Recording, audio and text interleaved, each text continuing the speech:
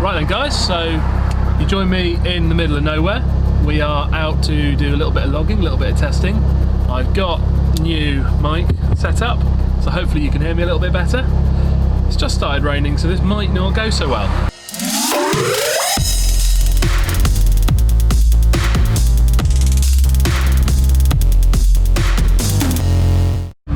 First of all going to do low speed stuff. I'm going to run it on gate pressure, see where it is, and make some changes to the VE table. Get it somewhere dialed in. I'll see you in a bit. You won't believe it. Come 20 minutes from home, try and find somewhere decent to do this. Well, it's pouring down with rain. It's not meant to be, is it? 2,000 revs, foot down. Let's see what happens.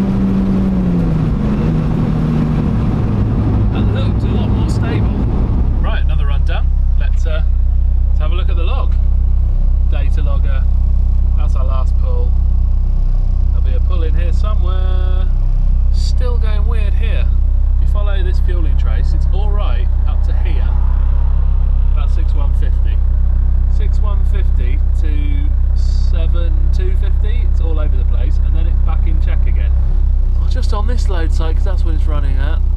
So we're going to go 121, 122. No, I'll tell you what, we'll change the one at 6 to 121, 122. I want to keep it smooth, you see, 121. So we've added a fraction more there. We'll save that and run again. So this is really frustrating. So it's ticking over here now. And the AFR is fine, it's a decent, smooth-ish trace. But when I'm on power, it's jumping between like 11.4 and 12.2, and there's no sense in it. The injector pulse width is doing the same thing. It's up and down. Now, I've got no compensations turned on. The VE table is smooth, so I don't know what's causing the injector pulse width to go up and down. Emerald's a nightmare sometimes. Right, we'll try another run. 2,000 RPM, let's do a pull. See what it does.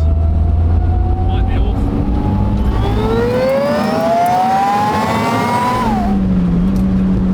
Still weird.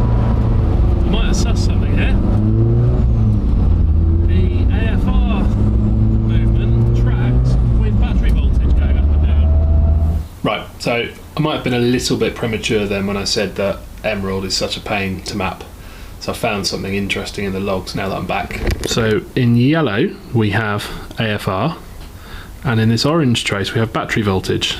And as you can see, battery voltage there is going from a peak here, 13.27, to a low here of 11.82, and everywhere in between. Now this is with injector duty compensation turned on for battery voltage. And when the battery voltage goes up, so does the AFR. When the battery voltage comes down, so does the AFR. Now if I scroll further through my log to here, this is a log I did with compensation turned off, where these two are almost touching. Battery voltage goes up, AFR comes down. So injectors get more voltage, car gets more fuel, AFR goes rich. And battery voltage goes down, AFR comes up, so it gets leaner. So that's with compensation turned off. So two things this is telling me. My injector dead times, battery voltage compensation, is definitely not optimal. So the data supplied from FID is obviously not quite right. And more importantly, I've got a fairly major voltage issue.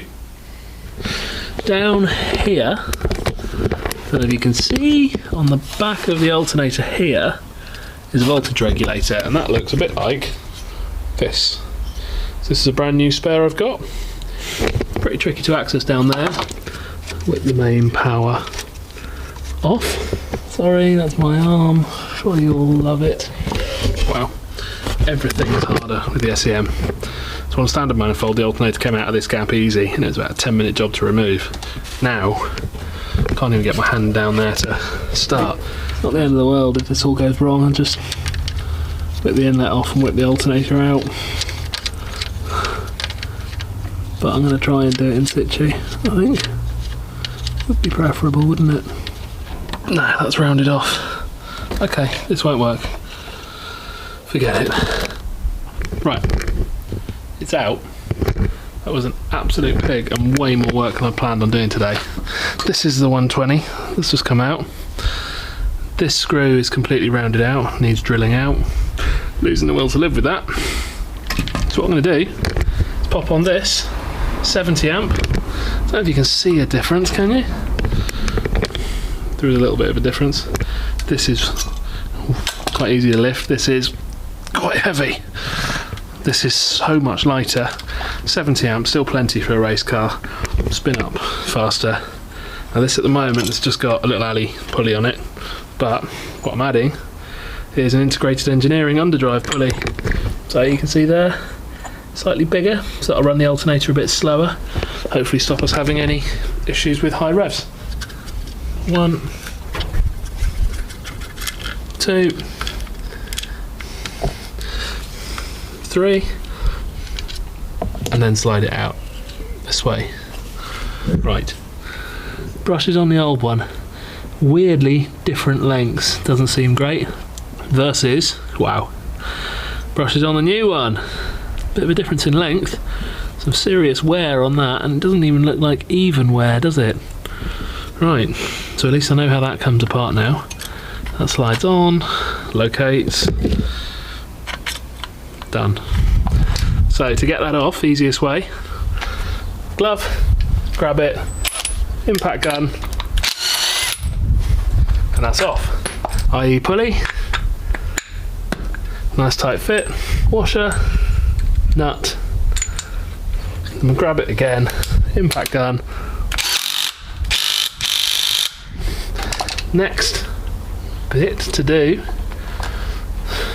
is pop on the regulator. So I'm guessing drop that in like so. That still spins nicely. And we have one 70 amp alternator with an IE billet pulley. So the last thing to do is to pull this bush out. Now I can't take credit for this. Nige told me what to do. Effectively, you need something to go over there. So basically when it goes on, that gap there is too tight.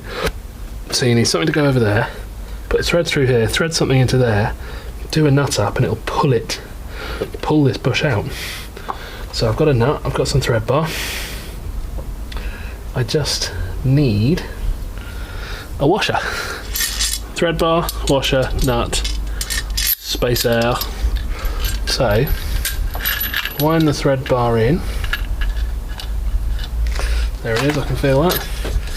Tighten this up. When I tighten this, that bush gets pulled out. There you go, you can see it move. And that is going to make fitting the alternator so much easier. Loosen it off and wind it out. Same again up here. Tighten it up. You see that go already. One more.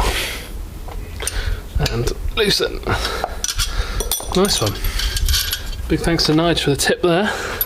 That's a Pinderwagon. If you don't know it, make sure you check it out on YouTube and Instagram. It's a unbelievable Mark II Golf with the most ridiculous aero package you'll ever see. Cool. Alternator ready to go back in. Let's hope it goes in easier than it came out. What's all this about? You alright, lad? Hey, mate, how are we doing? I'm alright, you? Yeah, not bad, not bad. Just wanted to pick your brains about something. Go for it. Yeah, you're just asking for trouble, aren't you? Yeah, so... 1 minute, 37 seconds later. Right, so whilst I was on the phone to Tom, alternator is in. The 70 amp goes into this hole a hell of a lot nicer than the 120, so I think I'm going to stick with the 70. So I'm going to check now if my existing belt fits. Don't expect anyone to be able to see this, but oh, that hurts so much when that goes. Just trying to get the belt on now. Hey, you know what? It's on. So we've got an alloy underdrive, we've got 6PK 1137 belt, and an IE underdrive on the alternator as well, and that is on. Oh, chuffed to bits with that. Woo! Right, this nightmare is nearly over. Map sensor back on. Map sensor is on. Pulley is on. We just have to get the electrical side of the alternator plugged back in. Right, I think that's the alternator swapped. I might go back out mapping now. Everything's back together and we're going to head for a drive, see how the voltage looks now. Last thing, fire the car up and see if it works.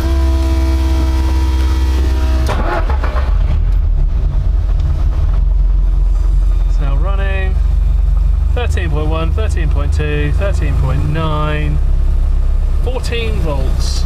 So, it's running, it's set at 14.1 to 14 volts. We'll go for a drive and we will see if it's any better. Fingers crossed. So we're out and about, done the change the alternator, done a few logs. The voltage is better. Far more stable than it's been for a long time. It's still up and down more than I'd expect it to be, but weirdly the AFR traces are the best I've had this year. Not that it's been used that much as yet, but no, the AFR traces are back to how they used to be. They're repeatable, they're fairly good.